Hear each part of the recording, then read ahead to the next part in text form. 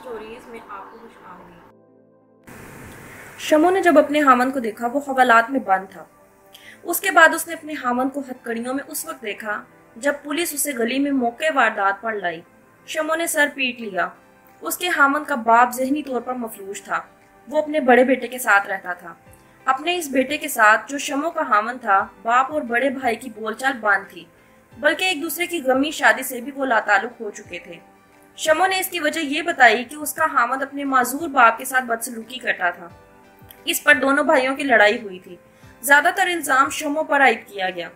हालांकि हामद शमो की एक नहीं सुनता था और हर बात में अपना हुक्म चलाता था। शमो की अपनी सिर्फ माँ थी, बाप कब का मर चुका था। उसकी 3 बहनें थीं, 2 बड़ी और 1 छोटी। तीनों शादीशुदा थीं, 2 शहर से बाहर थीं और 1 शहर में थी। इस तरह उसकी मदद करने वाला भी कोई न था। पुलिस और कचहरियों का लंबा चक्कर शुरू हो गया। शमो घरेलू औरत थी, उम्र अभी 25 साल हुई थी। इन रास्तों से वो वाकिफ नहीं थी जिन पर उसे डाल दिया गया था। दूसरी पार्टी के पास रुपया पैसा था और उन्होंने सिफारिश भी हासिल कर ली थी। पाकिस्तान की उम्र 3 साल हो चुकी थी। कायद आजम को फोत हुए 2 साल गुजर गए थे। पाकिस्तान में अदलो इंसाफ का नीलाम होना शुरू हो गया था। रिश्वत और सिफारिश का दौरा शुरू हो चुका था। शमो को भी इशारे मिले थे कि बढ़कर बोली दो और हामन की हथकड़ियां खुलवा लो, लेकिन वो इन इशारों को समझ न सकी। ये इशारे वो बहुत मुद्दत बाद समझने के काबिल हुई, मगर उस वक्त वो एक मफरूर की हैसियत से कराची आ चुकी थी और हर्रान औरत बन चुकी थी। अब वो इन इशारों का जिक्र करती है तो हंसती है। कहती है कि मेरी कच्ची उम्र थी, घर से बाहर की कोई बात समझ नहीं आती थी। थानेदार ने उसे देखा था। उसने एक हर्रान औरत की ज़बानी शमो को बड़ा ही वाज़ेह इशारा दिया था। उस औरत ने शमो से कहा था कि थानेदार बहुत अच्छा आदमी है, तुमसे 1 रुपया भी रिश्वत नहीं लेगा। शमो नहीं समझ सकी थी कि इसका नतीजा ये निकला कि केस अदालत में नहीं जाता था और शमो का हामन जेल से बाहर नहीं आता था। वो जेल की हवालात में बंद था। शमो उसे जेल में मिलने गई। हामन ने उसे कहा कि कोई वकील करा के उसकी जमानत करवाए। ये सीधी सादी औरत रोने धोने के अलावा कुछ नहीं जानती थी। मोहल्ले की औरतें उसके घर इजहार अफसोस के लिए जाती थीं, मगर उनकी बातों से शमो को कोई तसल्ली नहीं होती थी। बाज औरतें उस तरह की बातें करती थी कि ये तो कचहरियों का मामला है, 1.5 साल का तो मुकदमा चलेगा, फिर 2-3 साल की कैद सुना दी जाएगी। दुआ करो और मज़ार शरीफ पर हर जुमेरात को जाया करो। शमो की आंखों के आगे अंधेरा छा जाता था। औरतें इसके साथ हमदर्दी जताती थी, मगर अपनी बातें करती और अपने दुखड़े सुनाती। उससे ये पूछने वाला कोई न था कि इस पर क्या गुजर रही है और वो इन दिनों किस तरह गुजारा कर रही है। 4 दीवारी के पिंजरे के पंछियों को एक जगह बैठकर चहचहाने का बहाना मिल गया था। उसे न कोई मशवरा देता और ना ही कोई हाथ थामकर उसे सीधे रास्ते पर डालता जहां से उसके हामन की जमानत हो सकती थी। उसका बड़ा बहनोई जो उसी शहर में रहता था कभी कभी इसके यहाँ आता था, मगर इसकी कोई मदद नहीं करता था। शायद वो मदद करने के काबिल ही नहीं था। एक रोज अजीब बात हुई। वो आधे जेवरात एक पोटली में बांधकर जेल में अपने हामन से मिलने गई। उसे वो बताना चाहती थी कि वो ये जेवरात बेचने के लिए जा रही है। हामन से जब वो मिलती थी तो दरमियान में सलाहें और एक जाली हायल होती थी। उस जाली में से वो एक दूसरे को अच्छी तरह देख सकते थे। हामन ने उसे बताया कि वो जेवरात कहाँ और कितने में फरोख्त करे और वो वकील कहाँ मिलेगा। शमो वहां से हटी, जेल से कुछ दूर गई तो रास्ते में उस औरत का भाई खड़ा था जिसके साथ इसकी लड़ाई हुई थी। इसी भाई को शमो के हामन ने ईंट से जख्मी किया था। उसका नाम आसिफ था। शमो ने लड़ाई से पहले आसिफ के साथ कभी बात नहीं की थी। वो किसी दूसरे मोहल्ले में रहता था। लड़ाई वाले रोज वो इत्तेफाक से अपनी बहन के घर की तरफ आ निकला था। शमो उसका नाम तक नहीं जानती थी। शमो की उम्र 25 साल थी। आसिफ उससे 1-8 साल छोटा था। शमो ने उसे उस रोज गली में देखा था। आसिफ ने शमो को नाम लेकर बुलाया। शमो ने बुरके का नकाब नीचे कर दिया और रुकी नहीं।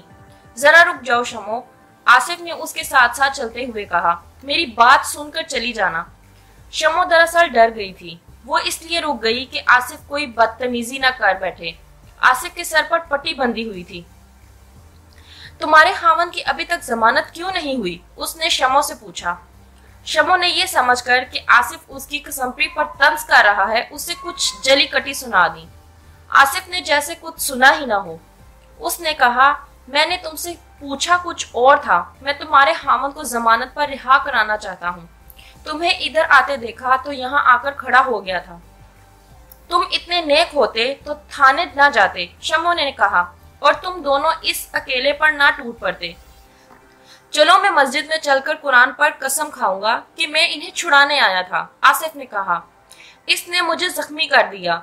मैंने अपनी बहनोई की मिन्नत की थी कि थाने रिपोर्ट ना करे, लेकिन वो तुम्हारे हामन की तरह पक्का हफ्ती है। मैं तुम्हारे हामन को अच्छी तरह जानता हूँ, मेरा बहनोई भी इससे कम नहीं। तुम्हें मेरे साथ क्या हमदर्दी है? शमो ने उससे तंजिया लहजे में पूछा। मैं तो तुम्हें जानती तक नहीं। वो कुछ देर चुप रहा और फिर बोला, मैं भी खुबती हूँ, मगर ये कुछ और किस्म का खप्त है। शमो कहती है कि वो अजीब तरह से संजीदा था, और वो एक हकीकत है कि उसने मेरे हामन पर हमला नहीं किया था, वो बेच बचाव करा रहा था। उसके हामन ने गलत समझकर उसके सर पर ईंट की 3-4 ज़रबे लगा दी।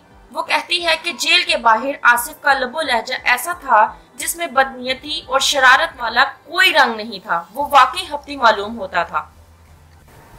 उसने शमो के साथ चंद और ऐसी बातें की कि ये जवासाल और खूबसूरत औरत बेबसी के आलम में उसकी कायल हो गई।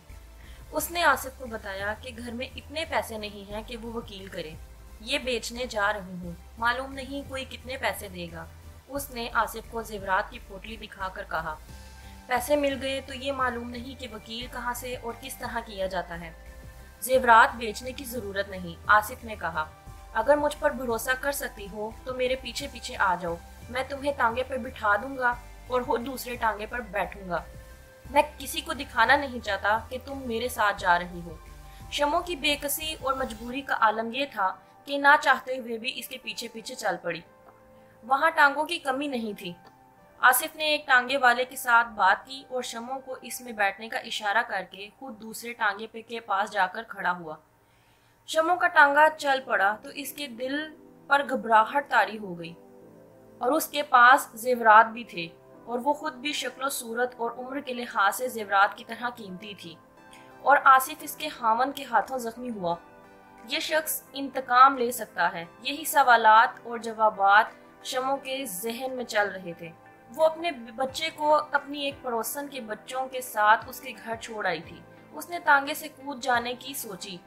बिल्कुल पीछे आसिफ तांगे में आ रहा था। शमो में इतनी हिम्मत भी नहीं थी कि तांगे से कूद जाती। उसने दिल ही दिल में खुदा को याद करना शुरू कर दिया और वो रोने लगी। उसने अपने आप को खुदा के हवाले कर दिया, मगर चैन फिर भी नहीं आया। उसे चक्कर भी आए और उसी उधेड़पन में तांगा कचहरी के अहाते में दाखिल होकर रुक गया। आसिफ अपने तांगे से उतरा, शमो को भी उतरने का इशारा किया। थोड़ी देर बाद वो आसिफ के साथ एक वकील के सामने खड़ी थी। उस वक्त को याद करते हुए उसने कहा, लोगों के जिस्म कांपा करते हैं, लेकिन मेरा दिल कांप रहा था और खड़े खड़े मेरी आंखों के आगे अंधेरा आ जाता और मैं जरा सी देर के लिए अंधी हो जाती थी। मैंने नकाब गिरा रखा था। आसिफ ने वकील को लड़ाई झगड़े की बातें सुनाकर कहा कि जमानत करानी है। वकील सारा केस लेना चाहता था, लेकिन आसिफ ने कहा कि आप जमानत करा दें तो केस भी आपको दे देंगे। शमो को ये मालूम नहीं कि आसिफ ने वकील को कितने पैसे दिए थे, दिए भी थे या नहीं।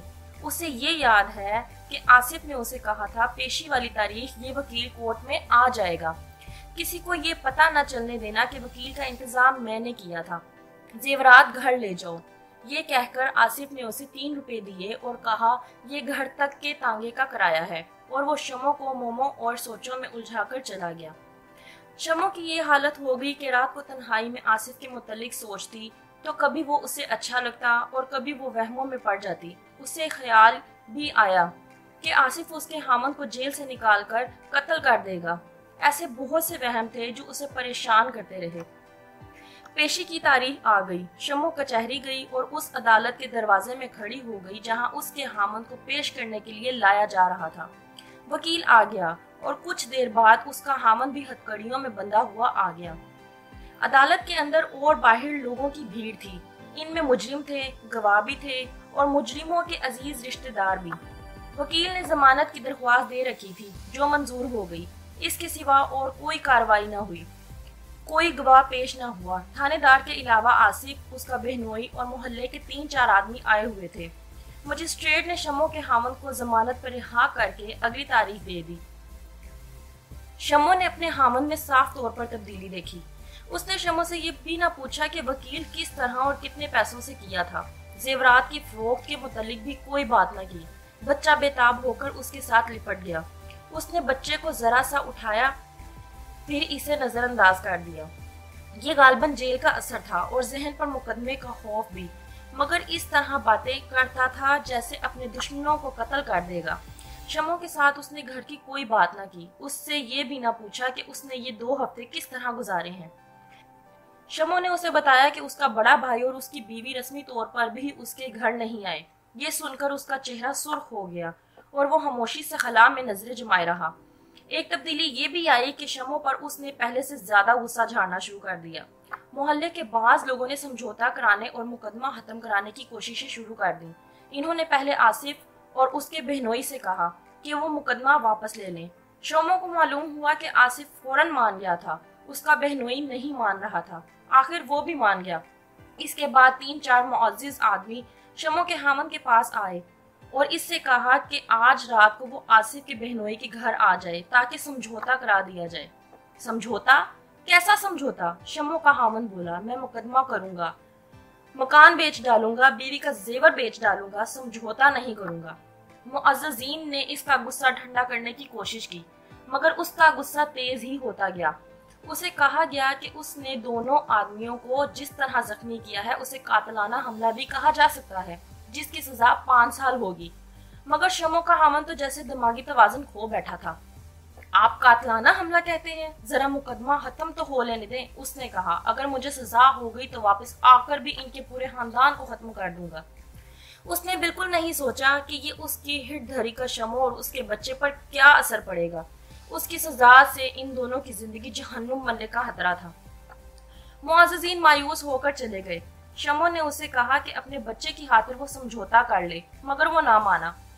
फिर मेरी तरफ देखो, तुम्हारे बगैर मेरा क्या बनेगा? शमो ने कहा, तुम्हारा अपना भाई मुझे देखने नहीं आया था, गैर मेरा क्या ख्याल रखेंगे? इसका भी उस पर कोई असर न हुआ। शमो ने उसे मनाने की और ज्यादा कोशिश की तो उसने शमो की पिटाई कर दी और इस किस्म के नागवार अल्फाज कहे कि तू खसम के बगैर नहीं रह सकेगी, मैं कैद हो गया तो किसी और को खसम बना लेना। इससे जाहिर था कि उसने उस हादसे और जेल का और मुकदमे का बहुत बुरा असर ले लिया था। शमो को अपना और अपने बच्चे का गम था। उसने समझौते की तरपर्दा कोशिशें शुरू कर दी। वो आसिफ के बाप से चोरी छुपे मिली और उससे कहा कि वो मुकदमा वापस ले लें। उसने उसे मशफक बाप की तरह समझाया कि मुकदमा वापस लेने का एक कानूनी तरीका होता है, इसमें इसके हामन के तावन की भी जरूरत है। फिर थानेदार को राजी किया जाएगा कि इस सिलसिले में मदद करे। आसिफ घर में था। उसने शमो के साथ इस तरह बात की जैसे उससे पहली बार बात कर रहा हो और उसे पहली बार देखा हो। मैं आज ही मुकदमा वापस ले सकता हूँ, आसिफ ने कहा। अगर मुकदमा वापस ना हुआ तो मैं अदालत में ऐसा बयान दूंगा कि तुम्हारा हामन बरी हो जाएगा। मगर तुम्हारा हामन मुझे कत्ल की धमकी दे चुका है। खुदा की कसम, सिर्फ तुम्हारा और तुम्हारे बच्चे का ख्याल आता है, वरना मैं इस आदमी को धमकी के जवाब में कत्ल करके दिखाऊं। तुम इसे राजी करो, मैं राजी ही राजी हूँ। शमो की जो शामत आई तो इसने अपने हामन को बता दिया कि आसिफ यूं कहता है। हामन ने असल बात से हटकर शमो से पूछा, वो तुम्हें कहाँ मिला था? शमो ने सारी बात बता दी। हामन ने उसे पीट डाला और कहा, आसिफ को मैं जानता हूँ, अवारा और बदमाश है। बाप का रुपया तुम जैसी औरतों पर लुटाता फिरता है। तुमने उसके साथ जादोस्ती कर ली है। शमो ने कहा कि उसे रुपये के लालच से दोस्ती लगानी होती तो मुकदमा वापस कराने की कोशिश क्यों करती? फिर यही बेहतर समझती कि हामन कैद हो जाए और वो किसी रुपये पैसे वाले के साथ दोस्ती लगा ले। उस पर उसकी और ज्यादा पिटाई हुई। शमो भी तैश में आ गई, मगर औरत का तैश उसे ही जलाता है, वो किसी और का कुछ नहीं बिगाड़ सकती। शमो के दिल में हामन का जो एहतराम था वो मजरूह हो गया। हामन अपनी बीवी से हिकमन एहतराम और मोहब्बत कराना चाहता है, मगर समझता नहीं कि औरत का दिल किसी हुक्म का पाबंद नहीं होता। शमो पत्थर नहीं थी, फरिश्ता भी नहीं थी, फिलोसफर और माहिर नफ्सियात भी नहीं थी।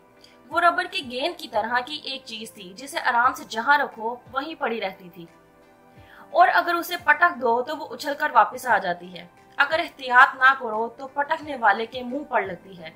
चार दीवारी की दुनिया की बाज औरतें रबर की चीज होती हैं।